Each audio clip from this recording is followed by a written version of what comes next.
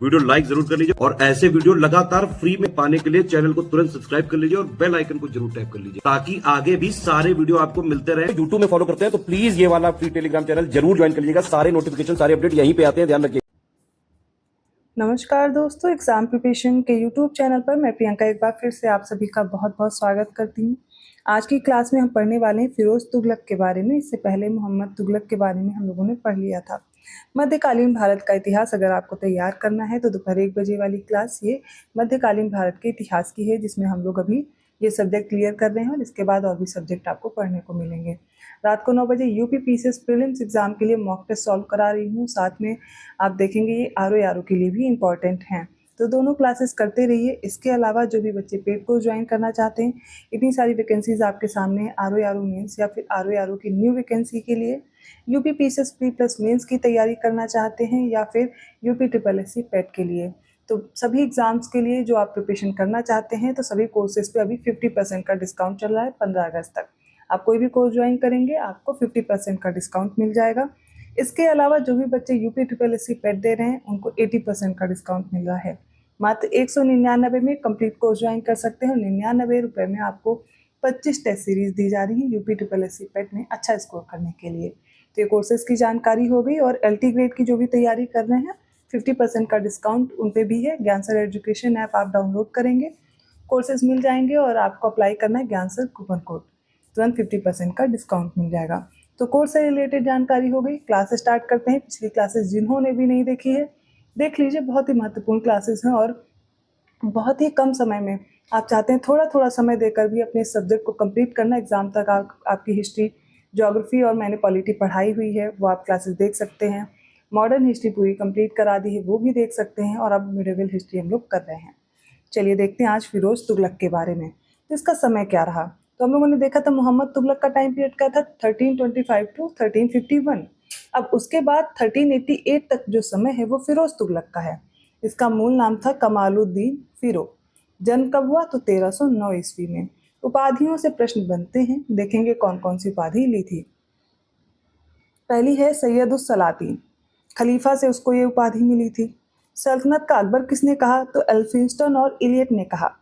सल्तनत का जय सिंह, भवन निर्माताओं का राजा, बर्नी ने उसे सल्तनत का आदर्श सुल्तान कहा है। ठीक है, यहाँ से प्रश्न पूछे जाते हैं। इसका राज्याभिषेक तो 20 मार्च 1351 ईस्वी को थट्टा में सिंधु नदी के तट पर हुआ था और 45 वर्ष की उम्र में ये सुल्तान बना था।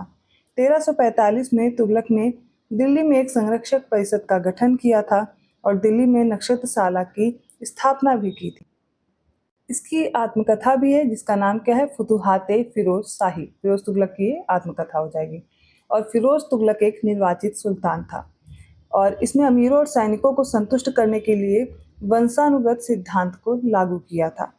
सिंचाई कर या हके शर्ब आप देखेंगे तो फिरोज तुगलक पहला सुल्तान था जिसने सिंचाई पर कर लिया। यहाँ से प्रश्न बनता है, इंपॉर्टेंट फैक्ट है। हके शर्ब क्या होता है, जो कि उपज का 10% होता था, ये भी लगाया। तो दोनों याद रखेंगे, हके शर्ब और सिंचाई कर किसने लिया, फिरोज तुगलक ने लिया।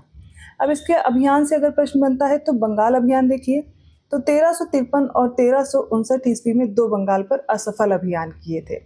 1360 में फिरोज ने जाज नगर पर आक्रमण किया। यहाँ का शासक था भानुदेव तृतीय और वो भाग गया। फिरोज ने पुरी के जगन्नाथ मंदिर को भी लूटा था। 1361 में फिरोज ने कांगड़ा में स्थित नगरकोट पर आक्रमण किया और सबसे पहले 1337 ईस्वी में मोहम्मद बिन तुगलक ने नगरकोट को जीता था। फिरोज तुगलक का जो अंतिम अभियान था वो सिंध का थट्टा परहुआ में हुआ था। अफीफ के अनुसार यह सल्तनत के इतिहास का सबसे बड़ा अव्यवस्थित अभियान था। फिरोज तुगलक के द्वारा कुछ कर हटाए गए थे, जैसे कि गुल फरोशी, ये फूलों की बिक्री पर लगता था कर, और अमीरे तरब मनोरंजन पर लगता था। रोग नगरी तेल बनाने पर यह कर लगता था। खिजराबत क्या था, सब्जी पर, फलों पर जो कर लगता था। और किमार खाना, जुआ घरों पर। अबाब क्या था, अतिरिक्त कर या फिर कोई उपकर लगा दिया जाता था। तो जिजिया ये तंबोल, पान के पत्तों की बिक्री पर कर लगता था। जजारी और कसाबी किस पर लगता था, कसाईयों पर कर लगता था। नदाफी रुई धुनने पर कर लगता था। साबुन नगरी साबुन बनाने पर। एहतिसाबी ये मुहतसिबों पर लगाया गया कर होता था। विवाह कर या निकाही, दरोगी तथा अफीफ के अनुसार दान गाना, मुस्तगिल और दौरी कर। अब देखिए कितने प्रकार के कर लगाए जाते थे और इन सभी करों को किसने हटाया था, फिरोज तुगलक ने। फिरोज तुगलक द्वारा खुदवाई गई 5 प्रमुख नहरें थी। कौन कौन सी? पहली नहर थी यमुना नदी से हिसार तक, 150 मील लंबी थी, इसे उलूग खानी नहर कहा जाता था।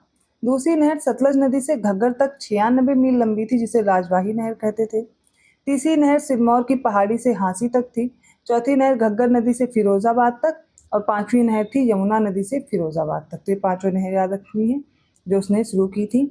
इसके समय पर विद्रोह कौन कौन से हुए? तो पहला विद्रोह हुआ था 1376-77 में, गुजरात के सूबेदार दामगानी ने किया था। फिरोज के संपूर्ण शासनकाल में किसी सूबेदार का पहला और अंतिम विद्रोह था और उसे दबाने के लिए सेना की आवश्यकता भी नहीं हुई थी। दूसरा विद्रोह इटावा में हुआ था 1377 में। रुहेलखंड कटेहर के शासक खुड़कू ने 2 सैयदों की हत्या कर विद्रोह किया था। सभी विद्रोह फिरोज तुगलक ने सफलतापूर्वक दबा दिए थे, परंतु कटेहर के विद्रोह को दबाने के लिए फिरोज को स्वयं आना पड़ा था। जजिया कर के बारे में क्या तथ्य है? तो देखेंगे धार्मिक कर था और भारत में जजिया कर सर्वप्रथम किसने लगाया था? मोहम्मद बिन कासिम ने।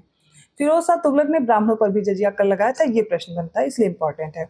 अकबर प्रथम ने जजिया कर को समाप्त कर दिया था, लेकिन औरंगजेब फिर से जजिया कर लगाता है। फर्रुख सियर ने एक बार जजिया कर को समाप्त कर दिया था, फिर यही लगा देता है, फर्रुख सियर ही जजिया कर लगाता है। सबसे अंतिम रूप में किसने बंद किया था? मोहम्मद शाह ने जजिया कर बंद कर दिया था। ठीक है, तो ये फैक्ट जजिया कर से पूछा जाता है, शुरुआत से लेकर के आखिरी तक किसने लगाया किसने हटाया, क्रोनोलॉजी में भी पूछा जाएगा, तो गलत नहीं होना चाहिए।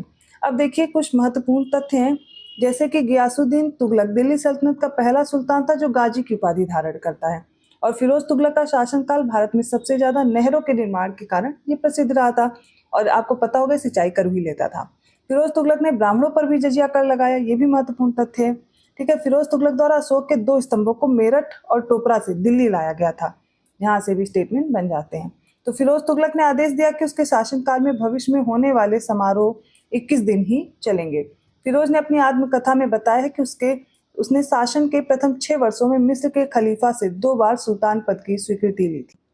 ये दिल्ली सल्तनत का पहला ऐसा सुल्तान था जिसने स्वयं को खलीफा का नायब कहा। सीरत फिरोज शाही का लेखक बताता है फिरोज को कमशाह अमीरुल मोमिनीन मोहम्मद अबू बकर मुतवक्किल ए अल्लाह से मानाभिषेक पत्र प्राप्त हुआ था। ये सारी उपाधियां हैं, ध्यान रखना है, कभी पूछ लिया है किसकी है तो फिर याद होना चाहिए। उसे पहला मंसूर ईद के दिन 17 दिसंबर 1355 ईस्वी को प्राप्त हुआ था, और उसने संतों की मज़ारों पर मुस्लिम स्त्रियों के जाने पर रोक लगा थी ताकि महिलाएं लोगों की कामुक नजरों से सुरक्षित रहें। जजिया को पृथक कर बनाया गया, ब्राह्मणों पर भी लगाया गया जिससे वे अभी तक मुक्त थे, और एक ब्राह्मण को तो जिंदा भी जलवा दिया था। उसे महल के सुंदर भित्ति चित्रों को मिटवा दिया क्योंकि इस्लाम में इसकी मनाही थी, और भोजन हेतु सोने और चांदी के बर्तनों की मनाही कर दी। उसने शुद्ध रेशमी और जरीदार वस्त्रों और मानव आकृतियों के बने हुए चित्रों पर भी या वस्त्रों पर भी जो ये चित्र छपे होते थे उन पर रोक लगवा दी। इसके अलावा भी कुछ महत्वपूर्ण तथ्य हैं जो हम इन तुगलक वंश के बारे में पढ़ेंगे। आपको मोहम्मद बिन तुगलक और फिरोज तुगलक के बारे में अच्छे से पढ़ना है क्योंकि यहाँ से प्रश्न बनते हैं। इसके अलावा जो अंतिम सुल्तान है उसके बारे में भी हम लोग डिस्कस करेंगे, फिर अगला वंश शुरू हो जाएगा। आई होप आपको क्लास समझ में आई होगी। कहीं भी डाउट लगे तो आप कमेंट करके पूछ लीजिएगा। ये ऐसे फैक्ट्स हैं जिनसे प्रश्न पूछे जाते हैं, सिर्फ वही इंक्लूड हैं। तो रिवीजन के लिए क्लासेस भी आपके लिए महत्वपूर्ण है। पेड कोर्स के लिए नंबर्स आपके सामने हैं, इन पे कांटेक्ट करके भी जानकारी मिल जाएगी। और अभी जो ऑफर चल रहा है आसानी से आप तैयारी कर सकते हैं कम प्राइस में, और आपको अच्छा ऑफर दिया जा रहा है, 50% का डिस्काउंट मिल रहा है कोई भी कोर्स अभी लेंगे। 15 अगस्त तक ये ऑफर है, तो आप जो भी कोर्स ज्वाइन करना चाहते हैं, अपनी तैयारी अच्छी करना चाहते हैं तो कोर्स ज्वाइन कर लीजिए। और वीडियो अच्छा लगा तो लाइक करना मत भूलिए। चैनल को अभी तक सब्सक्राइब नहीं किया है तो वो भी कर लीजिए। अदर वीडियोस के नोटिफिकेशन आसानी से मिल जाए तो बेल आइकन प्रेस कर दीजिएगा। अभी मध्यकालीन भारत का इतिहास चल रहा है, फिर हम लोग प्राचीन भारत का इतिहास भी कवर कर लेंगे। तो इस तरह आपका ज्योग्राफी, पॉलिटी, इतिहास 3 सब्जेक्ट कंप्लीट हो जाएंगे, फिर साइंस की क्लास स्टार्ट की जाएगी।